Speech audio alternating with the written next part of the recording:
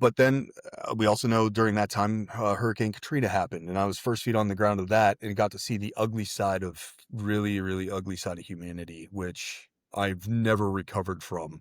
Yeah. Um, So seeing, tell us about Katrina. so Katrina hit, and 8 of us were the first 8 to respond. We were the Wow. closest unit that was not affected by the hurricane.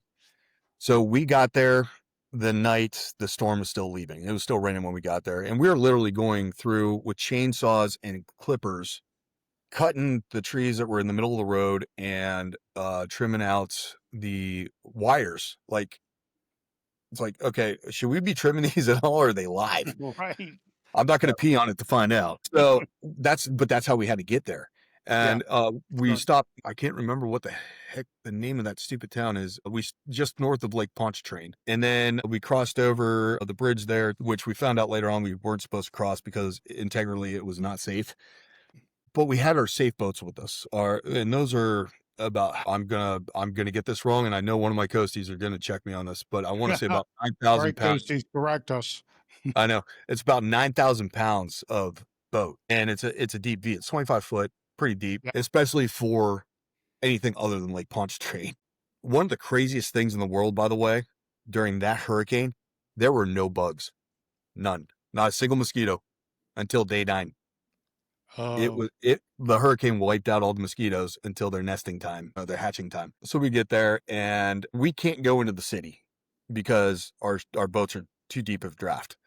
right. So they send us across Lake Pontchartrain from the Coast Guard station there, which we were staying in little trailers, to the University of New Orleans, where Yep. the mayor told everybody to go. We get there, there's about 5,000 people just camped out there.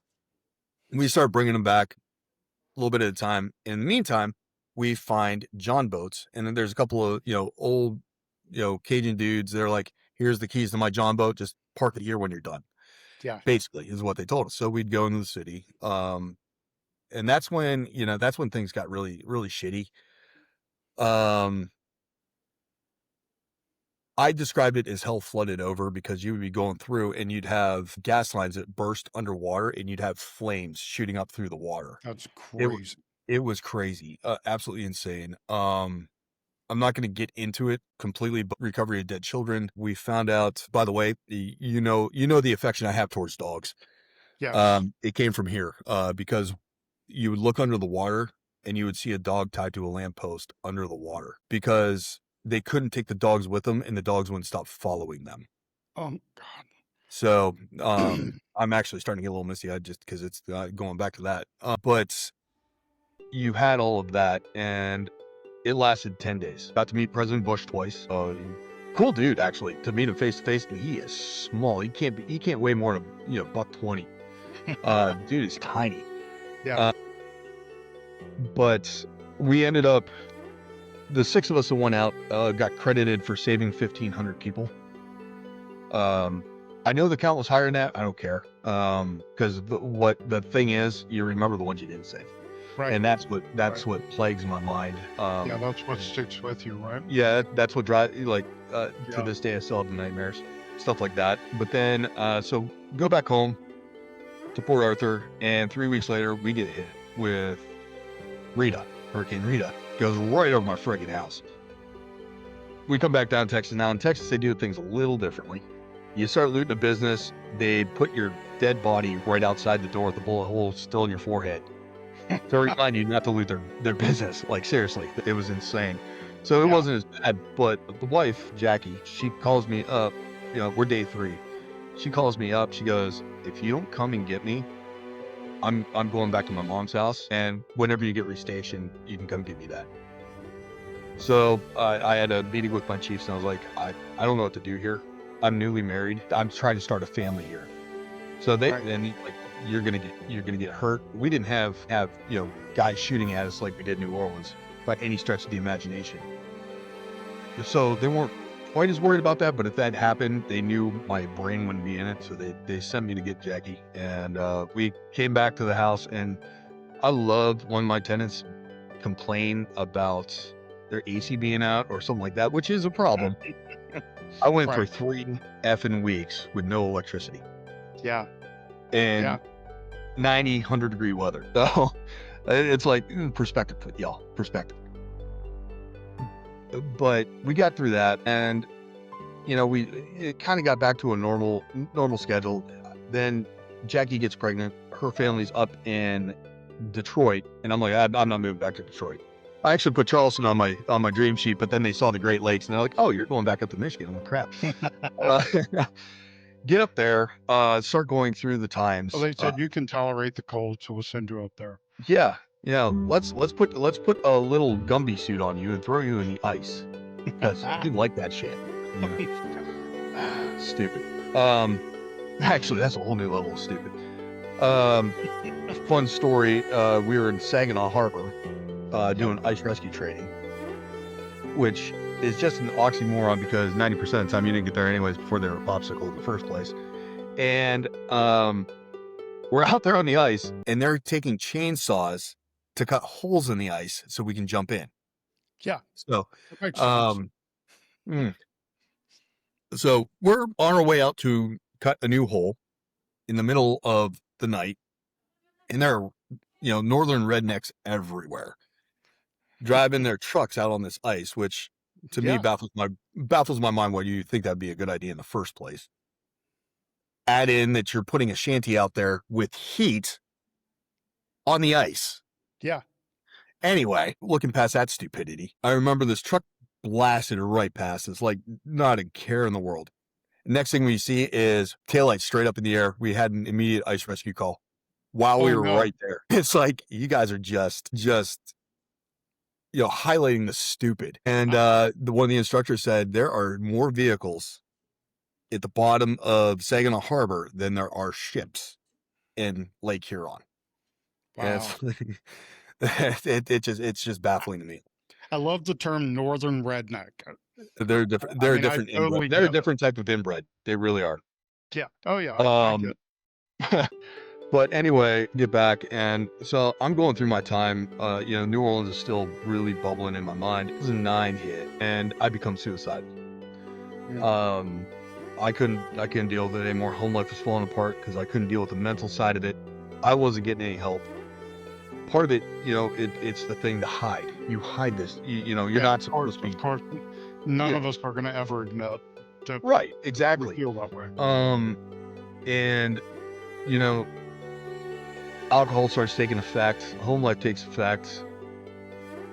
And then I start getting suicidal. And I have the keys to the armory on my waist. I'm standing duty at the stations. Station duty was like. They describe it kind of like firefighter hours, 2 on, 2 off, and every other weekend. Yep.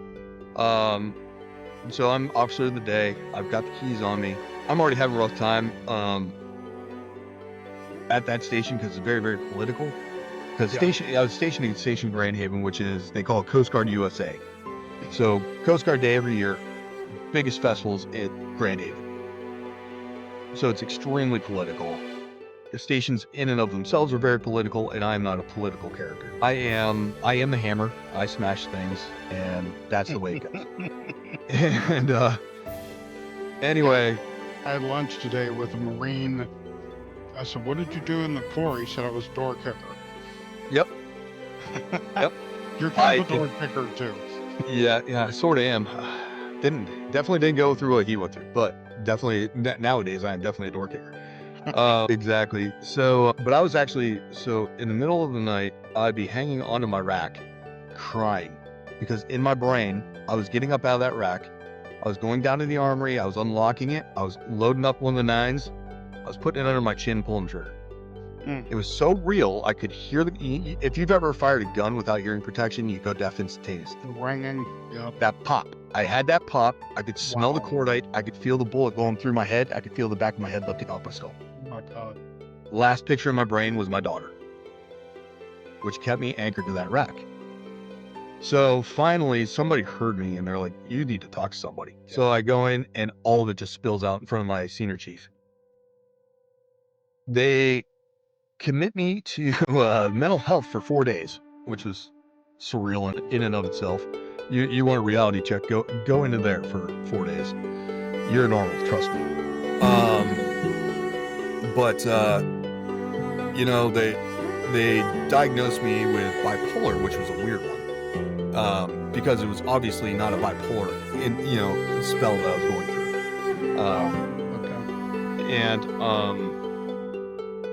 so that and clinical depression, severe clinical depression. Yes. And in the meantime, the Coast Guard decides to throw a charge at me for sexual misconduct. What? Yes. I'm like, where the hell did this even come from? So next thing I know, I'm standing in captain's mast as an E6, and they're trying to charge me for kicking this girl in the ass, and then like stalking her throughout the station. And one of the instances that they were talking about, I'm like, well, I can pull up the receipts on my phone. One of my grandparents passed away. I was at the funeral the day that in Ohio that supposedly happened. So it was weird, and I found out later on that for some weird reason, when you go through a med board, because that's what I ended up going through, for some reason they don't like you. They think you're scamming the system and you're It's your own problem. Right. And I still got bumped down for conduct not becoming a petty officer because I had to go to mast. And so they bumped me down from E6 to E5. And I am pissed. Like, I had a chip on my shoulder at the time.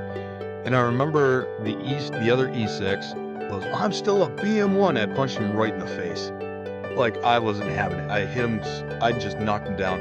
And the senior chief comes running out, what are you doing? I said, I'm not putting up with this shit anymore. And we had another the sector field office was across the street, so they shuffled me over there to do ready for operations, which was a perfect place for me to go, because you go to all these stations inspecting their search and rescue gear and stuff. Yeah. Which would take all morning. And then in the summers, you hung out at the golf courses. And in the winters, you were snowboarding. I loved it. It was great. And so that was 2010.